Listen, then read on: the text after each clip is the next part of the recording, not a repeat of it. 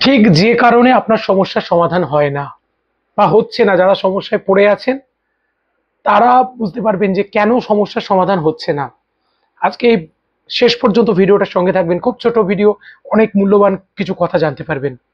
আমরা যখন সমস্যায় পড়ি, আমরা তখন টেনশন করি, আমরা তখন হকচকিয়ে যাই, আমরা তখন হতভম্ব হয়ে যাই, আমাদের প্রচন্ড দুশ্চিন্তা হয়, কি করব আমরা বুঝতে পারি না।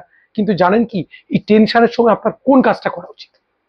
একটা গাছ 3-4 ফুট লম্বা হয়েছে, আপনি সেটাকে টেনে উপড়ানোর চেষ্টা করছেন, গাছের উপর দিকটা ধরে টানছেন, উপড়াবে কি? উপড়াবে না।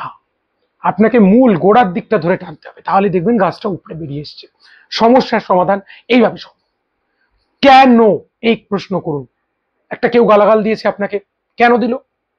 মূল খুঁজুন। কারোর সঙ্গে অশান্তি হয়েছে, কেন হয়েছে? মূল খুঁজুন। আমার জীবনে একটা প্রবলেম এসছে, কেন? মূল খুঁজুন। মূল থেকে সমাধান আসবে। যেমন আমার ঘরে এখন বর্তমানে একটা বড় বিপদ। আমার স্ত্রী ক্যান্সার আক্রান্ত, আপনারা সকলে জানেন, তার লাস্ট স্টেজ, একদম ফাইনাল অবস্থা, হয়তো সে চলে যাবে। এইরকম একটা সিচুয়েশনে আমি কেন, তার যখন মন খারাপ হচ্ছে তখন বলছি কেন, তখন জানছি তার এই রোগটা হয়েছে, লাস্ট স্টেজে হয়েছে। সঙ্গে সঙ্গে ভাবছি যে এরকম প্রতিদিন বহু মানুষকে হারায়, তারপর মৃত্যু জীবনের চিরসার সত্য, একদম এক একটা করে সিন ভেসে আসছে, আর নিজেকে নিজে হিলিং হচ্ছে, পার্সোনাল হিলিং হচ্ছে।